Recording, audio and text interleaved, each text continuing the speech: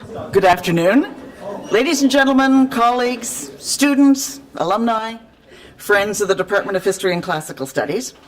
I'm Professor Faith Wallace from the Department of History and Classical Studies, and last year it was my privilege and pleasure to deliver the second annual department homecoming lecture.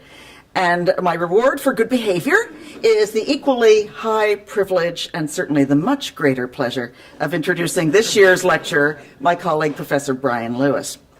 Brian Lewis joined our department shortly after receiving his doctorate from Harvard University. His undergraduate education was at the University of Oxford. But even before Oxford, Harvard, and McGill, Brian was and remains a Lancashire man from Blackburn. In the first half of the 19th century, Blackburn, along with Bolton and Preston, was a burgeoning cotton manufacturing centre.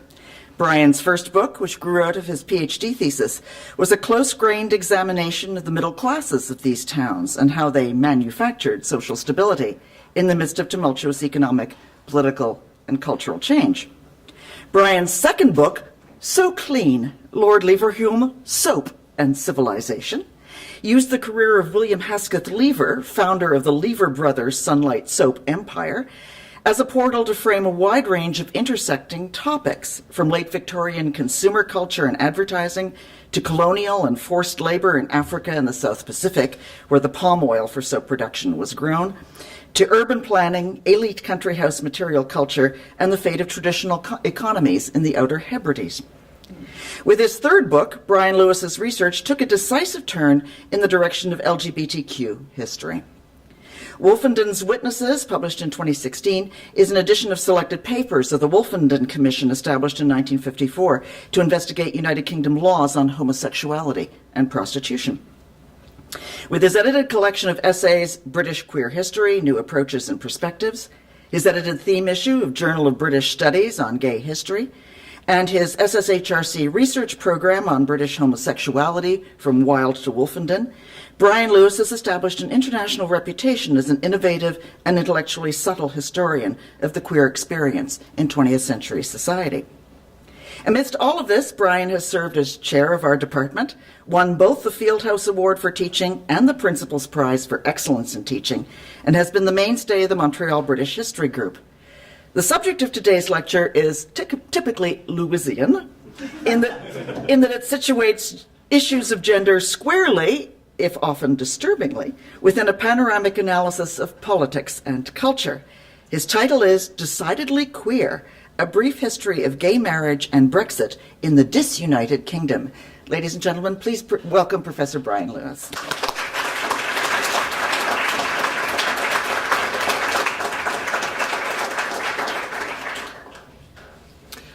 Well, thank you very much, Faith, for that warm introduction. Thank you to Lorenz and the team for organizing this event this afternoon. And thank you for all of you for coming. It's great to see such a good turnout. Well, ladies and gentlemen, we live in interesting times. In the immortal words of Woody Allen, more than any time in history, mankind faces a crossroads. One path leads to despair and utter hopelessness, the other to total extinction. Let us pray we have the wisdom to choose correctly. Well, I jest. I think that Woody Allen is being far too optimistic. Yes, I'm yet another member of that bewildered tribe, the liberal elite, and therefore a purveyor of fake news. I am, like members of the British judiciary, an enemy of the people. And lost as I am, I do tend to think that with Brexit and Trump, the sky is indeed falling in. Yes, I do think that my mother country, the United Kingdom of Great Britain and Northern Ireland, has resolved to commit suicide, and I have never been more pessimistic about its future. Yes, I'm angry. I have never seen such incompetence and such an abysmal failure of leadership. I do resent that I'll be stripped of my European citizenship, that other Europeans in Britain will be stripped of rights they thought were settled, that the border question in Ireland is being reopened, after decades of peacemaking, that xenophobia and racism have been given a new respectability, that English nationalism is imperiling the unity and diminishing the status, openness, and generosity of the United Kingdom, and that the European project is placed in jeopardy at a time when the radical right is on the rise and the world order is under threat. The European Union is imperfect, God knows, look what it's done to Greece, but it has kept the peace on a continent not noted for it. I do resent the fact that David Cameron, in a doomed attempt to heal rifts in his own ranks, resorted to the blunt instrument of a referendum, a device beloved of dictators, and that the result has overridden the democratic mandate of members of Parliament who favoured Remain by a large majority. That is not how parliamentary democracy is supposed to work. It was said of a great predecessor as Prime Minister, Sir Robert Peel, the father of modern conservatism, that in repealing the Corn Laws in 1846, he sacrificed his party to save the nation. It might justly be said of David Cameron that he sacrificed the nation to save his party. It's unlikely that historians will judge him kindly. And above all, I resent the fact that the shambolic buffoon masquerading as Foreign Secretary Boris Cake-and-Eat-It Johnson, the love child of Nietzsche and P.G. Wodehouse, as the political commentator Matthew D'Ancona describes him, yes, I'm sorry, please try and wipe that horrifying image from your minds, apparently supported leave on the grounds that it would be a good career move. As the architecture writer Douglas Murphy recently put it in his book Nincompoopopolis about Johnson's time as Mayor of London, it's as though politics is just a game played by the elites, with the rest of us simply the mob, particles in a cloud of ambition that leads only to gratification for the people who think they belong at the center of the world. This cynical, narcissistic opportunist, in a dog whistle to right-wing English nationalists, is now telling young idealists who paint their faces with the stars of the European Union that they cannot also be good patriots of the United Kingdom, which in my humble opinion is, in Johnsonian language, bunkum, bollocks and balderdash. I haven't even mentioned the reckless experiment of leaving our biggest market, as if we could somehow compensate for that by strings-free trade deals outside the European Union. And this at the same time as the strikingly bold and daring American experiment of putting the least qualified and most temperamentally unsuitable man imaginable in the White House.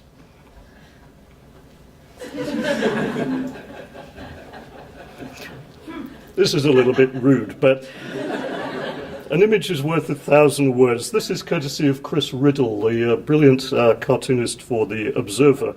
And it's possible that I have now taught you a very useful word in British English. You are very welcome. You can make use of this.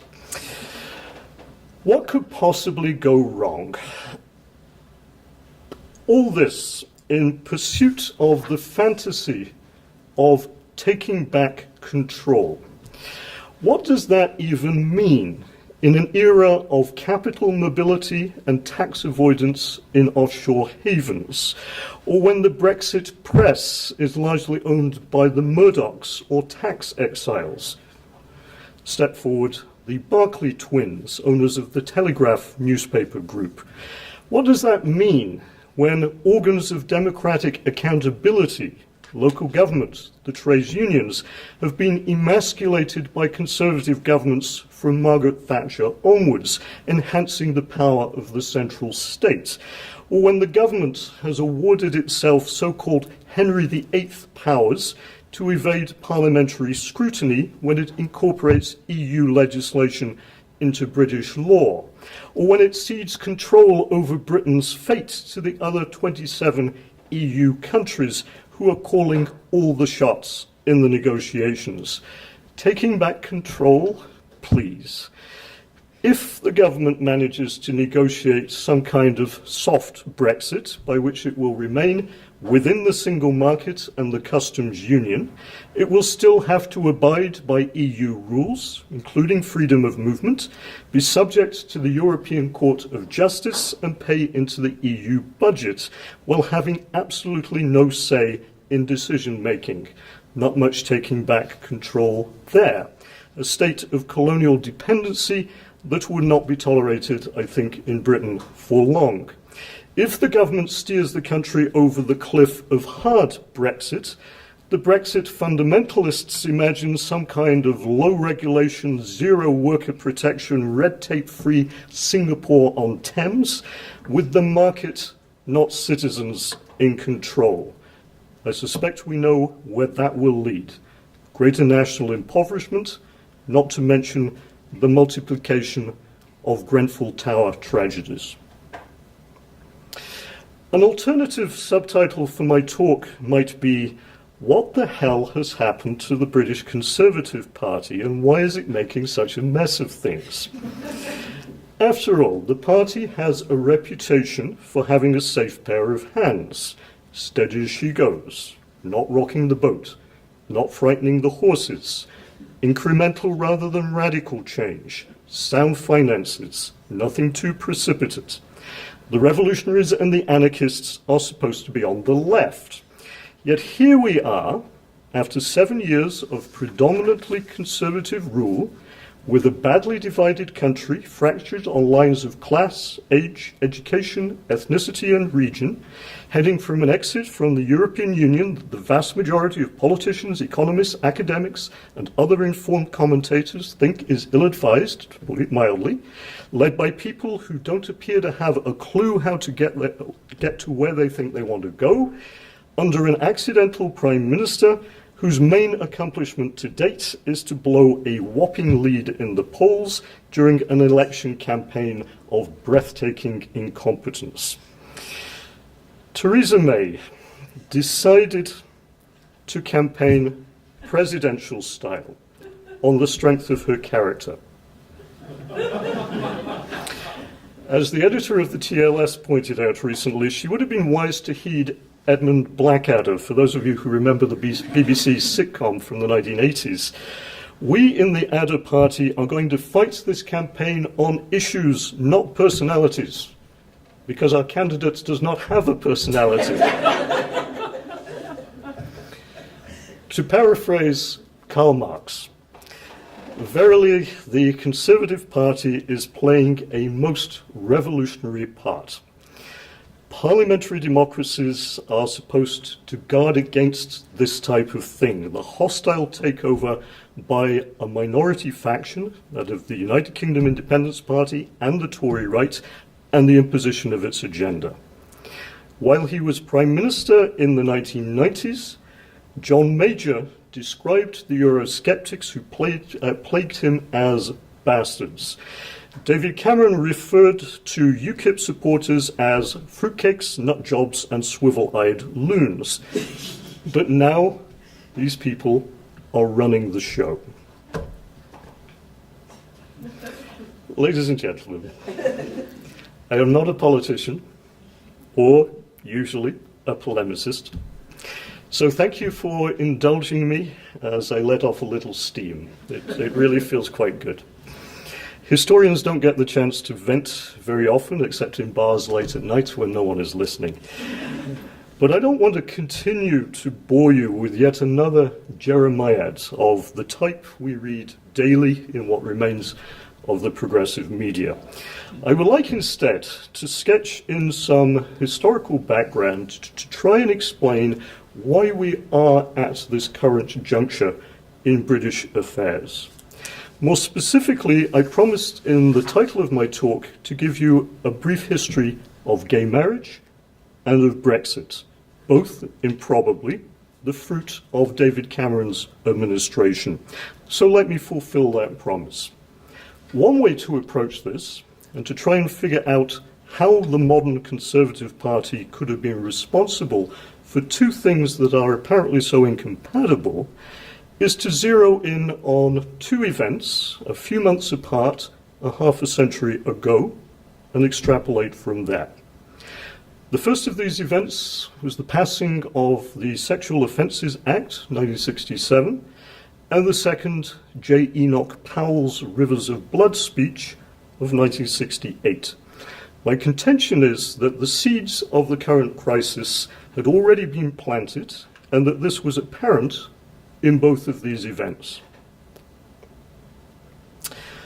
The Sexual Offences Act was sponsored by a colourful Labour MP, Leo Abse, on the left here, in the House of Commons, and by the 8th Earl of Arran in the House of Lords. Arran claimed that he had two main obsessions in life, quote, to stop people buggering badgers and badgering buggers. He failed to protect the badgers. His attempt in the House of Lords to pass legislation against badger baiting got nowhere, but he did succeed to some degree in protecting the buggers. When asked to explain the differing degree of success, he allegedly said, "There are not many badgers in the House of Lords." Now, the Sexual Offences Act decriminalised sex between two and only two consenting males. Lesbian sex was never criminalised in the United Kingdom, so long as they were over the age of 21 and the sex was in private. It did not apply to the armed services and to the merchant navy, where sex between men remained illegal. Nor did it apply to Scotland and Northern Ireland, which had to wait until 1980 and 1982, respectively, for similar legislation. Sodomy, or buggery, used to be a hanging offence in Britain. This was modified by the Offences Against the Person Act of 1861, which replaced capital punishment with minimum sentences of 10 years imprisonment. The Criminal Law Amendment Act of 1885 added to the statute book a 2-year maximum penalty for gross indecency between men, meaning all other forms of sexual behaviour, in public or in private. And the third in the trinity of statutes routinely used to control gay sex was the Vagrancy Act of 1898, designed to fight, quote, persistent importuning and soliciting by female prostitutes, but the police preferred to use it instead against men flirting with men. These were the laws. But between the late 19th and the mid-20th centuries, understandings of human sexuality began to shift dramatically. The new science of sexology, exemplified by famous names like Havelock Ellis, Sigmund Freud, and Alfred Kinsey, reformulated same-sex desires, identities, and practices less as sins or crimes than as genetic or psychological conditions, or as natural, harmless variations. In these circumstances, the questioning of whether the law was fit for purpose reached such a crescendo that in 1954, Winston Churchill's Conservative government commissioned a Home Office committee led by Sir John Wolfenden, the Vice-Chancellor of the University of Reading, to investigate. The Wolfenden Committee received memoranda from and or interviewed over 200 experts or organisations, everyone who had an opinion about homosexuality, from the Lord Chief Justice to the British Medical Association to the Church of England to a small handful of self-identifying homosexuals.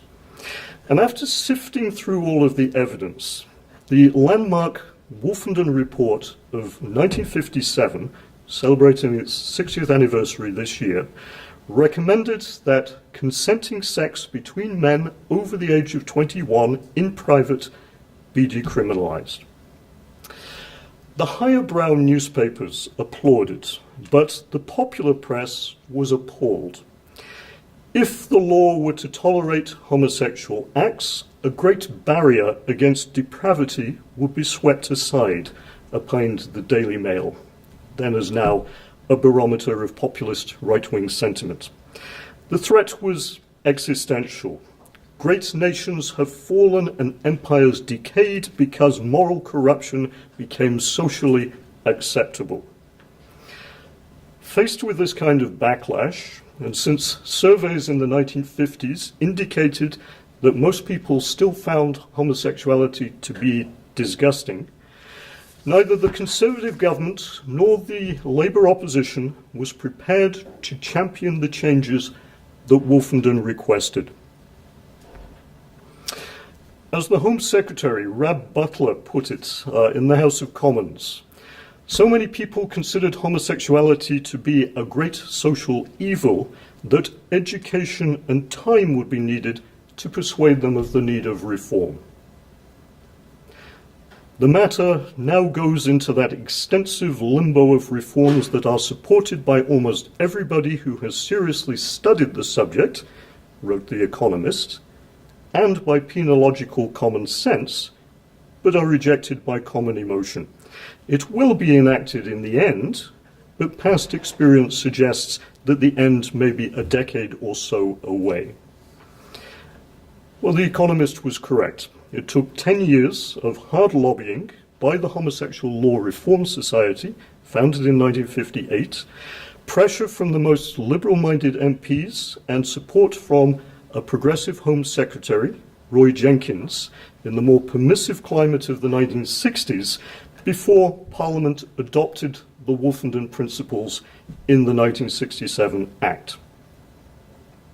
In the debates in both houses, there were still strong voices of opposition. In the Commons, for example, Peter Mann, a Labour MP, shared his absolute revulsion against the bill. It will be a bad bill through time to eternity because homosexual acts are a perversion of a natural function. Changing the law will be a move toward perdition and an act of moral cowardice. Sir Charles Taylor, a Conservative MP, chipped in, "This is another occasion where the government are completely out of step with the people who do not believe in buggery." One of the main concerns of the bill's opponents was that in seeming to give a parliamentary seal of approval to this social evil, they would encourage its spread. To counter the accusation that they were opening the floodgates to a deluge of gay activity, speaker after speaker on the reforming side reaffirmed their abhorrence of homosexual practices, the limited nature of the legislation, and the belief that the act would encourage homosexuals to crawl out of their dark corners into the light of day to seek help for their affliction. The act would be, quote, an important and civilizing measure, thought Roy Jenkins, but a vote in favour was not, quote, a vote of confidence or congratulation to homosexuality. Those who suffer from this disability carry a great weight of loneliness, guilt, and shame. The crucial question is, should we add to these disadvantages the full rigour of the criminal law? Lord Arran, the bill's sponsor, warned newly liberated homosexuals against ostentatious flaunting. Homosexuals must continue to remember that while there may be nothing bad in being a homosexual, there is certainly nothing good, lest the opponents of the bill think that a new freedom, a new privileged class has been created. Let me remind them that no amount of legislation will prevent homosexuals from being the subject of dislike or derision, or at best, of pity. Anthony Gray, Secretary of the Homosexual Law Reform Society, who was present in the House of Lords to hear this frightful stuff, almost puked, he wrote. And he wasn't and isn't alone. Given the negative language, even of the proponents of the measure, many scholars and activists have downplayed its significance, refusing to treat it as a great progressive triumph. Aaron claimed that because of the passage of the Act, quote, perhaps 1 million human beings will be able to live in greater peace. That was optimistic.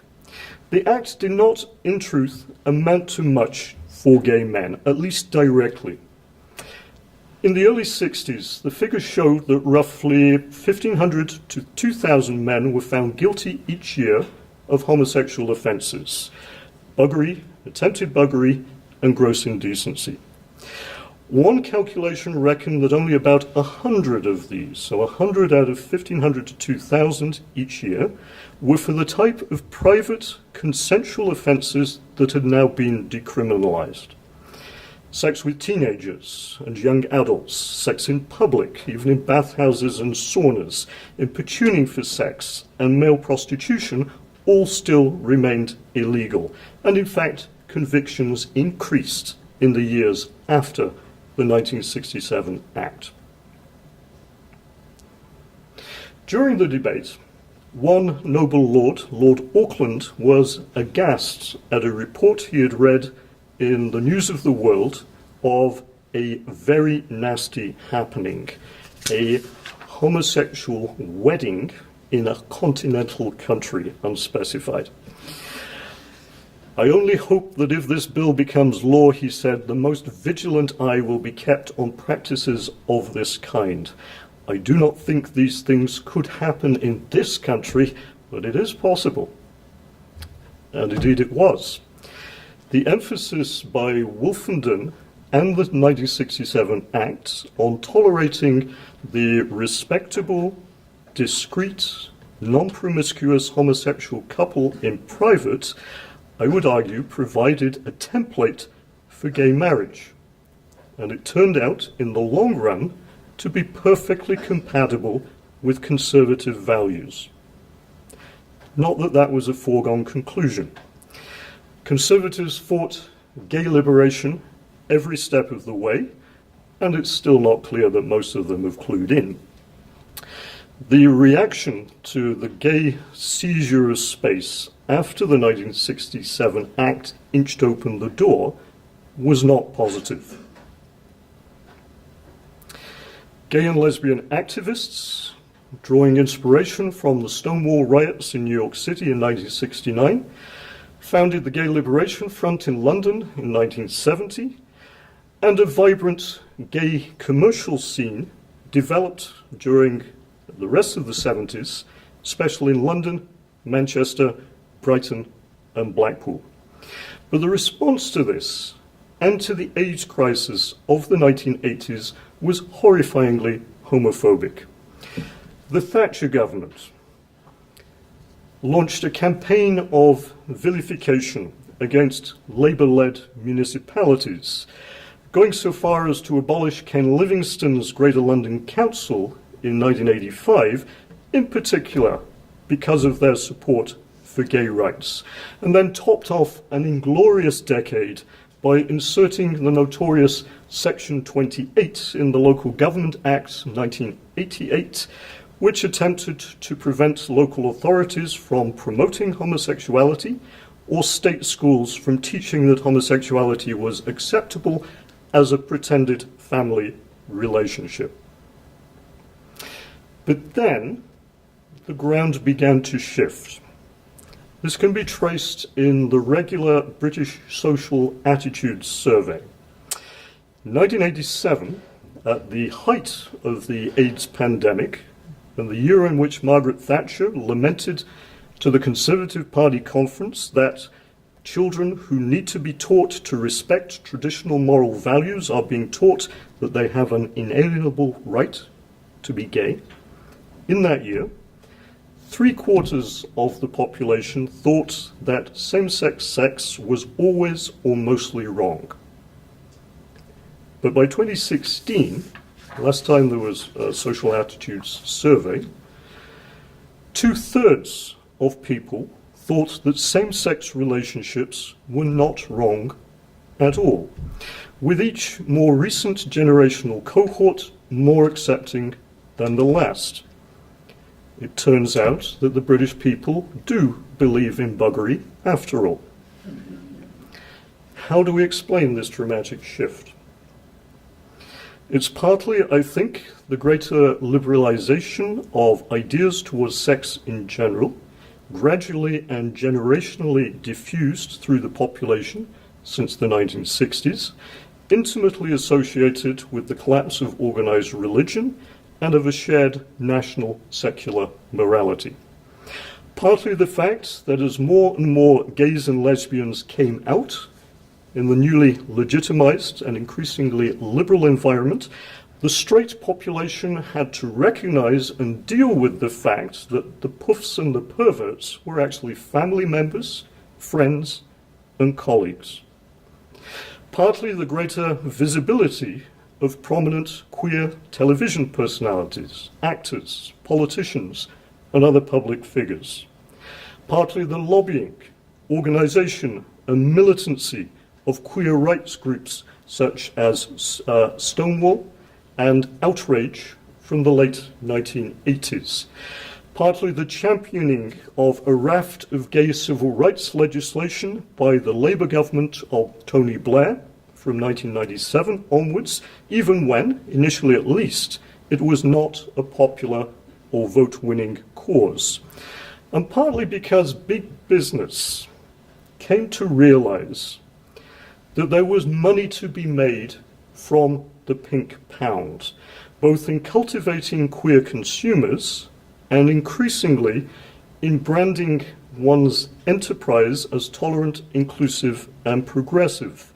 It turned out that gay and lesbian rights were perfectly compatible with corporate capitalism and the neoliberal project. Theresa May was one of the first in the Conservative Party to recognize that the ground was moving. She's told the 2002 party conference that, quote, "Our base is too narrow, and so occasionally are our sympathies. You know what some people call us? The nasty party." As an aside, it wasn't just the Conservatives on the right who slowly got used to the idea that being nicer to the gays might pay dividends. Far-right populists and neo-Nazis, ranging from the gay sociologist turned politician Pim Fortuyn in the Netherlands to Marine Le Pen in France to the British National Party, all posed as gay positive to some degree in a bid to safeguard Western values against Islam and immigrants. Now back to the nasty party. Whether from electoral calculation or a genuine wish to be a little less nasty, the party faithful chose a more liberal modernizer, David Cameron, as their leader in 2005. It was Cameron and the Liberal Tories, plus crucially their coalition partners, the Liberal Democrats, who completed legislative equality for gays and lesbians by pushing through the Same-Sex Marriage Act in 2013 with an overwhelming majority. There was nothing especially queer, as in peculiar, about any of this. Yes, the mainstream had to some extent been queered, but the queer had been mainstreamed as well. As Cameron put it, Conservatives believe in the ties that bind us. Society is stronger when we make vows to each other and we support each other. I don't support gay marriage in spite of being a conservative. I support gay marriage because I am a conservative. Massive distance that the Conservatives had travelled since those denunciations in the 50s and 60s. If David Cameron had been run over by a bus the day after gay marriage had become law, he might have been hailed as the man who dragged the Tories into the 21st century.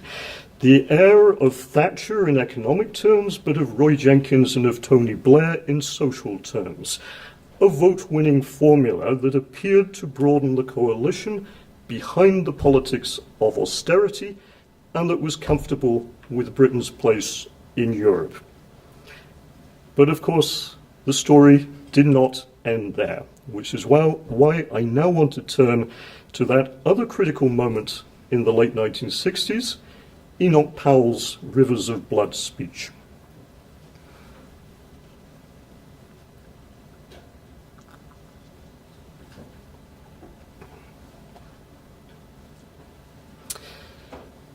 Enoch Powell was a Cambridge-educated classicist who became a professor of Greek at the University of Sydney at the age of 25.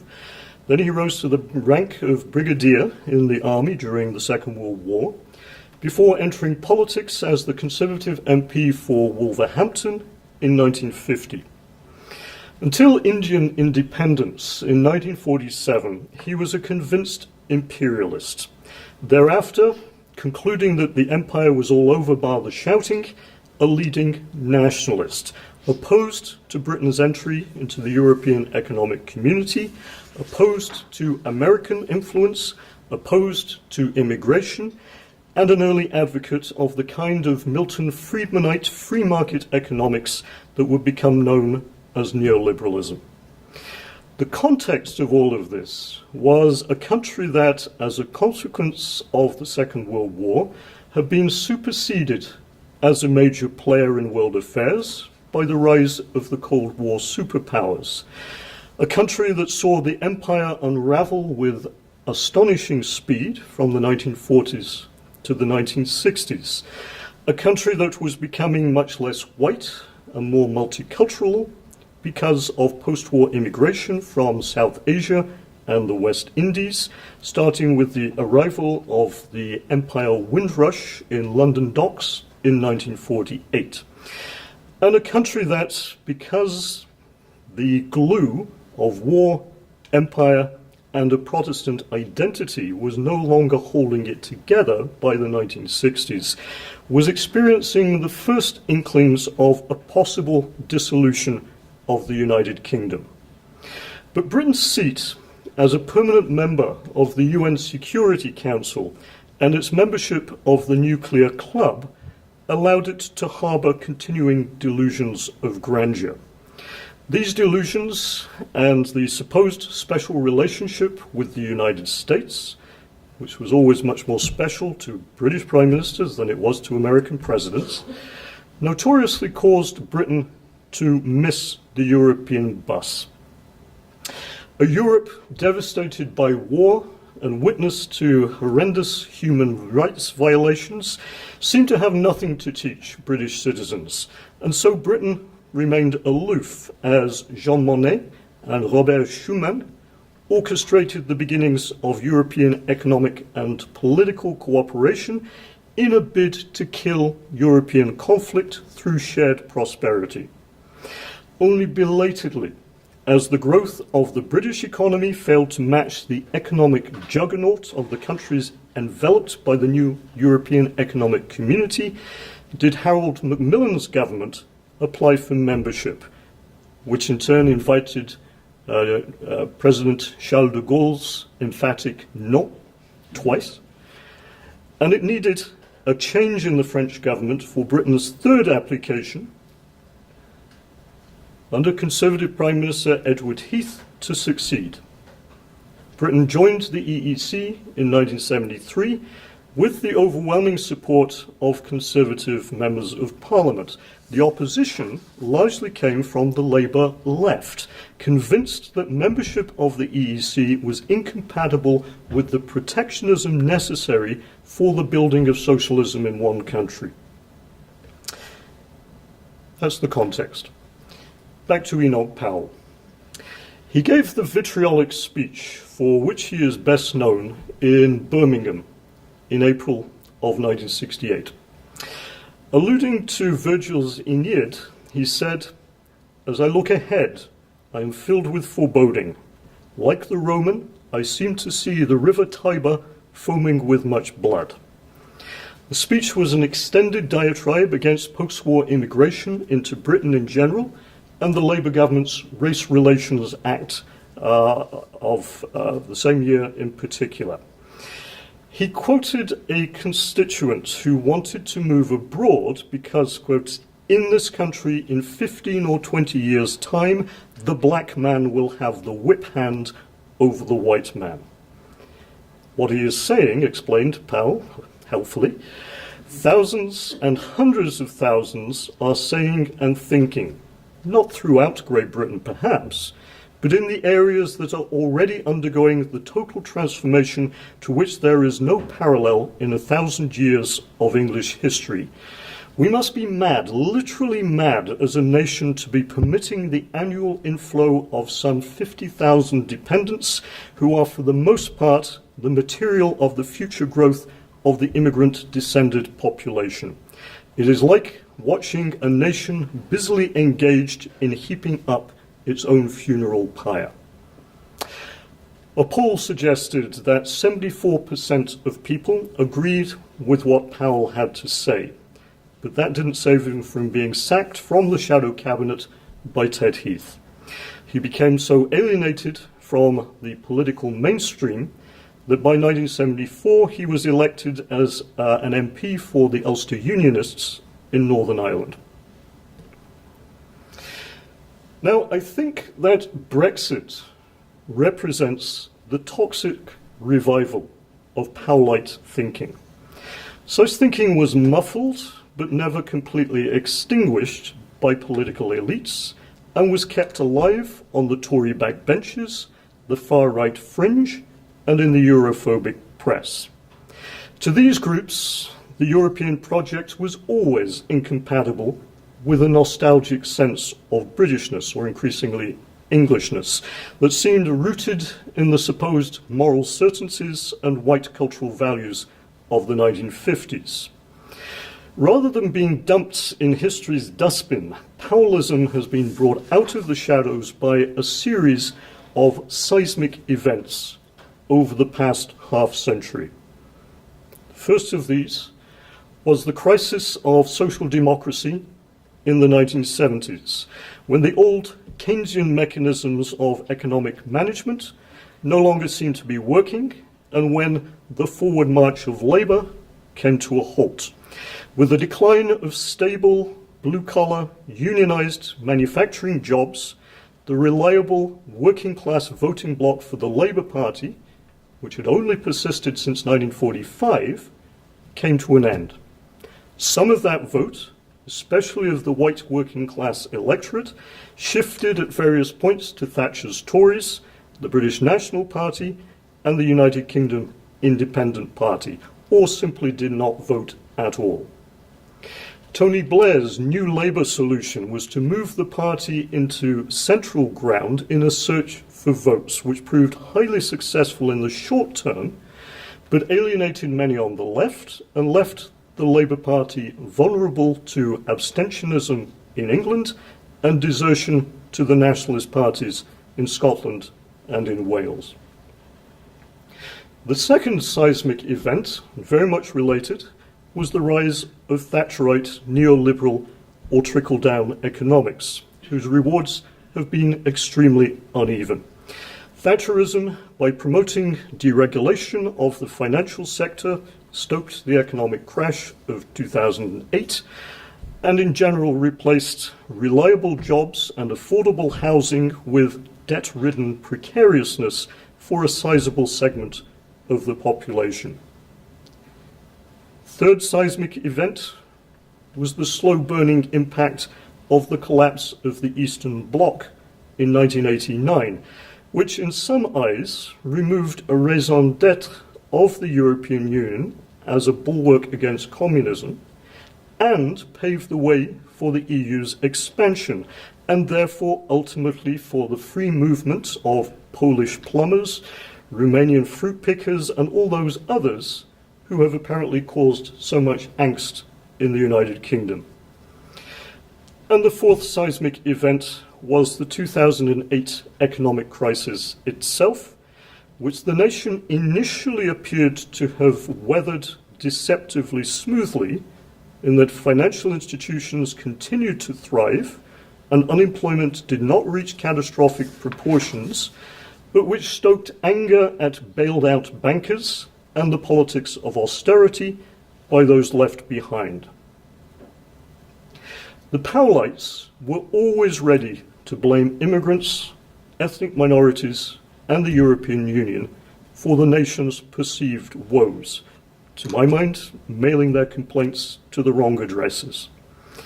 The EU's eastward expansion and the free movement of large numbers of Eastern Europeans to Britain since 2004 have allowed immigration and Europe to be conflated, creating an easily identifiable scapegoat. Analysis of the EU referendum vote suggests that Leave voters were older, had fewer educational qualifications, were more socially conservative, and above all, were more concerned about the consequences of immigration than Remain voters. 54% of Conservative supporters voted Leave. I don't think it's a stretch to call these the Powellite core. And they were given their opportunity to re-emerge into the limelight by the added weight of those left behind by 4 decades of neoliberalism and a decade of austerity. 33% of Labour supporters voted Leave as well, persuaded that quitting Europe could only make things better. As I have made abundantly clear, I think this is a miscalculation of epic proportions. One consolation for people like me who have never been fans of the Tories, you picked up on that, did you? Is that the Conservative Party is tearing itself apart once again over Europe. The issue which has now brought down 3 prime ministers, Thatcher, Major, and Cameron,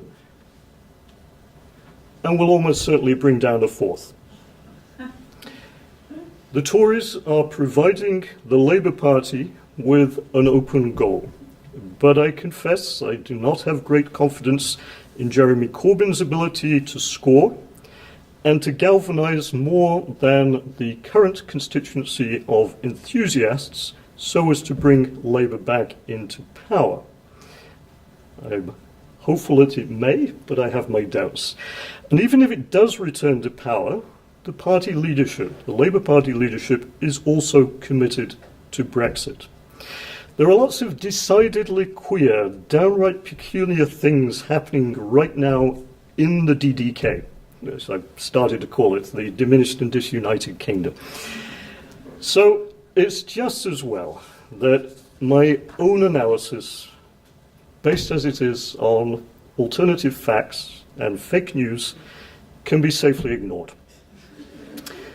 Britain's future is glorious, and the lion will roar again. Or not. Thank you all for listening.